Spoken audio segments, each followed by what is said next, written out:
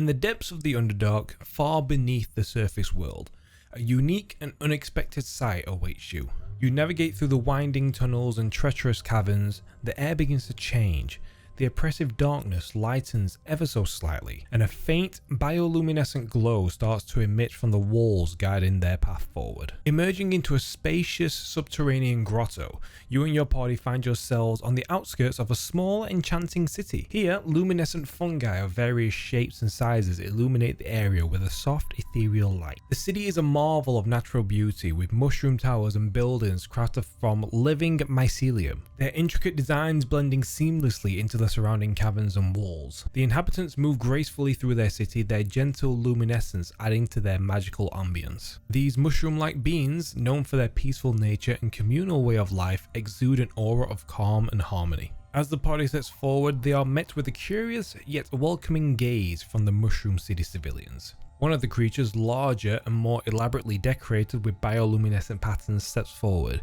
It communicates through a series of gentle spores released into the air, which conveys thoughts and emotions directly to the minds of the adventurers. You feel a warm welcome and a sense of curiosity from the Myconid elder, who introduces their city. Yes, today we are covering the gentle fungal friendlies known as the Myconids.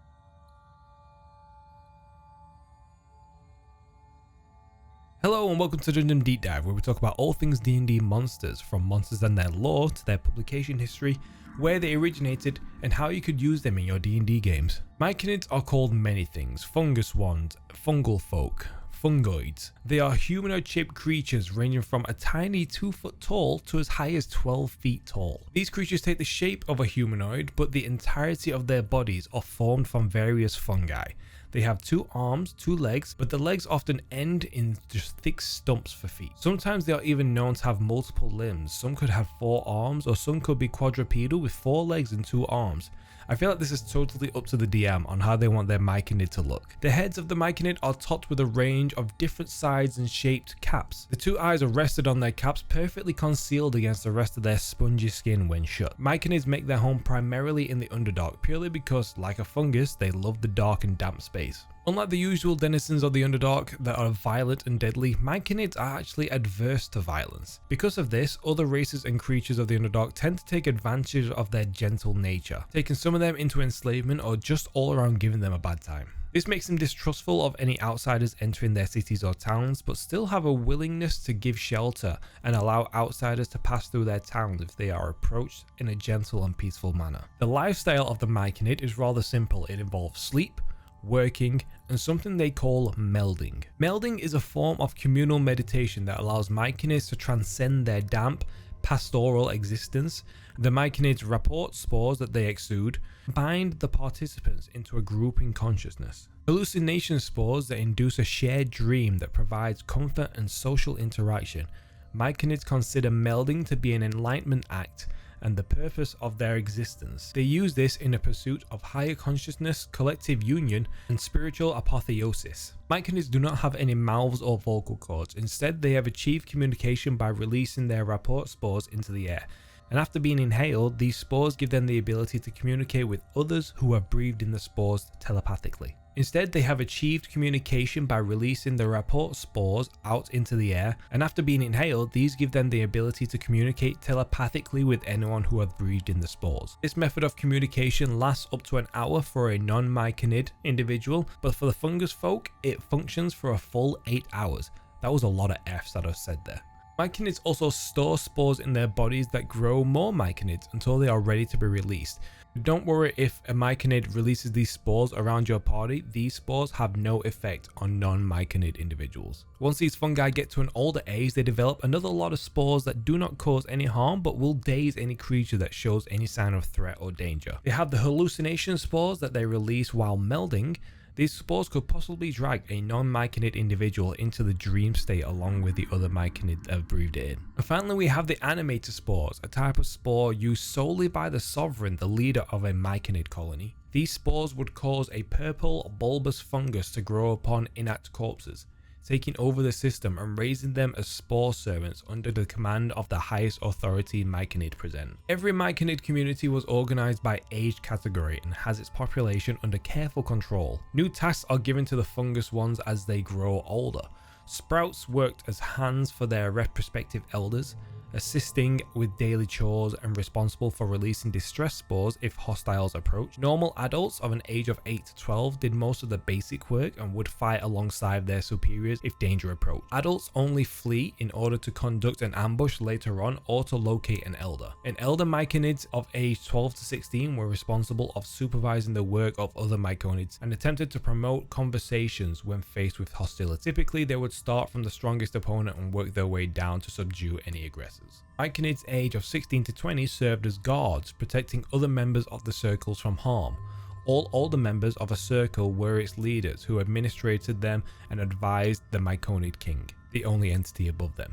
Leaders and kings preferred to lead from the back, only joining in combat if they believed their servants to be in actual danger. To be a sovereign was the most dreadful position within the Myconid community, seen among those as practically a punishment because the Myconid sovereign was tasked with being absent from the circles and administrating their duties. A sovereign would not be able to enter the circle himself, and he could never again meld with those of his tribe. The duties of the king included the creation of spore servants so that the Myconids could remain pacifists, the coordination of work schedules, vigilance against potential threats, and the production of fungal brews. The Myconids made their first appearance not in any of the first edition monster manuals, but in a first edition D&D adventure called Dungeons of the Slave Lord.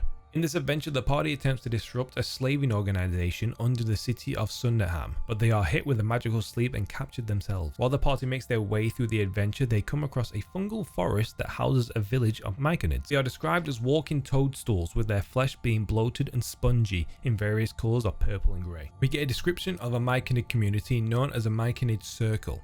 They are extremely tight-knit societies and follow a strict regime of work and melding sessions. A circle's regular workday schedule consists of 8 hours of sleep, which sounds like a damn dream, followed by 8 hours of farming the fungus crops that they tend to and any other work that the community needs, followed by another 8 hours of melding. So they basically sleep, work, and then get high, essentially. These little fungi later on get printed in the 1983 AD&D Monster Manual 2, but there is no other additional information added into this manual about these creatures. Now, moving on to 2nd edition, we get a couple of writings about these fungal creatures, the first being in the 1989 Monstrous Compendium Volume 2. In this book, they are described as intelligent fungi that live in remote reaches of the Underdark. They are cautious creatures that deplore violence.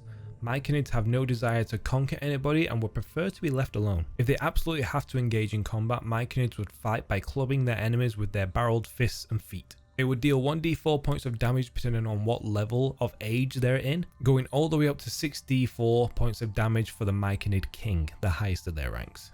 In this book, it says an accord has never been reached between the fungi and the humanoids. Each view the other as a disgusting threat. Humanoids see Myconids as ugly monsters, where Myconids view humanoids as a violent and insane species out to conquer anything in their path, to destroy anything they can't conquer, then go back down the path to make sure there isn't anything they forgot to destroy or conquer. They find it hard to believe that there are humanoids out there that would not immediately attack them on sight. Now, a Myconid community is arranged around molds of moss-covered stones on which the city members sit when they meld, and also on which they sleep. There will also be a large garden area. The Myconids feed on water and small fungi, and the king uses the garden ingredients to make his potions. Dead Myconid kings are then buried with honor beneath the mounds, while dead Myconids are just buried in the nearby gardens to be repurposed. Later on, Myconids are reprinted in the 1993 AD&D 2nd edition Monster Manual, where nothing additional is really added in the book about their lore or abilities, but the process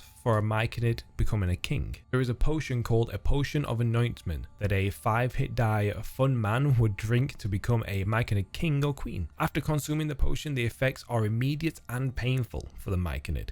There should only be one of these potions in the community at one time to stop there being multiple sovereigns at once. Now, when we get to 3rd edition, we get a great expansion on the Myconids. They first show up in the 2002 Dragon magazine number 292. In this magazine, we get a massive variance of the Myconids and their stats and abilities from the junior worker all the way up to the king. Junior workers are adolescent Myconids who are around 4 to 8 years old, and they assist the elders with their daily chores and serve as Circle's first line of defense. They are very ineffective fighters and actually prefer to flee rather than fight. While retreating, they release distress spores that inform the entirety of the community of danger.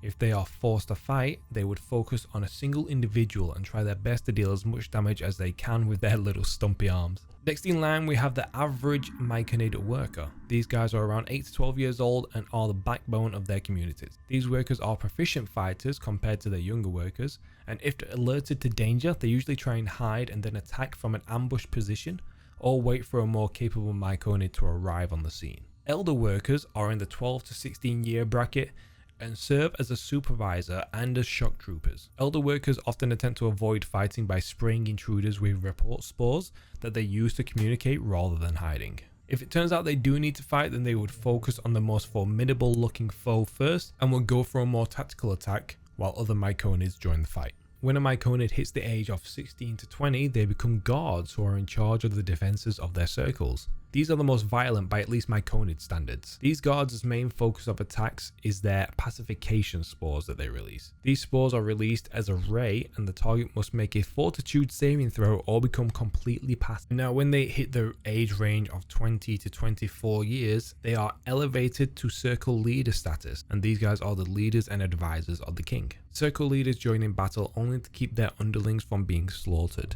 and they use their hallucination spores at the first opportunity. Now if the leader reaches an age of 24 years or older, they become in charge of their entire community and become Myconid kings. Kings use the same tactics as circle leaders, except they usually have a few zombies to order into combat. Kings tend to advise on enemies behind the ranks of zombies and or circle leaders. Kings also get the ability to make potions that mimic the effects of a cleric or druid spells. From these potions, they could have the following spells imbued into them: Bull Strength, Cure Light Wounds, Cure Moderate Wounds, Cure Serious Wounds, Delay Poison, Endurance, Endure Elements, Greater Magic Fang, Invisibility to Animals, Lesser Restoration, Magic Fang, Negative Energy Protection, Neutralize Poison, Protection from Elements, Remove Blindness or Deafness, Remove Disease, Remove Paralysis, and Resist Elements. So you get a wide range of options there. The same information is later published in the 2002 3rd edition Monster Manual 2, but nothing extra is written in the book. Now we hit 4th edition, where they appear in the 2008 Monster Manual 2, where the story of these creatures takes a different and darker turn. They are described as insidious fungal menaces from the Feywild caverns that were polluted by the Fomorians, that are a race of giantkin that are deformed by an ancient curse. We may do a video on them in the near future, so let me know if you want to see that. We get a new variation of the Myconid called the Rot Priest. These creatures are seen as the colony's healers and scapegoats, taking the damage of others so that the colony may survive. They are described as fey plant creatures and have a few interesting abilities, one that can take the damage that an ally has taken, and another that can share the damage to any Myconid within range of them. The Myconid Sovereign gains a few new abilities and runs combat a little differently than they did in previous editions. Instead of having spore zombies, they instead fight behind their own Myconid followers, using their commanding spore ability to create a fungus wall of followers in front of the Sovereign. The lore of the Myconid in this edition states that even though they are not classed as evil creatures, they strive to expand their territory and numbers, which will often put them against other denizens in the Underdark, making them more conquerors than the passive peaceful creatures that they are described as in previous editions. We get a little more information in the 4th edition Underdark supplement. We get a variant called the Myconid Colony Swarm and the Gas Spore. The Gas Spore is more like a remote spy and first line of defense for the colony, which attacks with an acidic slam. The Colony Swarm is described as a carnivorous fungal creature, which is the first time they are described as carnivorous when previously they have been said to be herbivores. They shoot devouring spores from a distance and don't really come to face-to-face combat when in battle. Moving on to our final edition, 5th edition, this is the first time they actually get published in the first installment of a monster manual. In this manual, they are described as intelligent, ambulatory fungi that live in the Underdark, seeking enlightenment and deplore violence, reverting back to their passive ways. We get more variants of the Myconid, like the Myconid Spore Servant, which is any large or smaller creature brought back to life by animating spores of the Myconid Sovereign.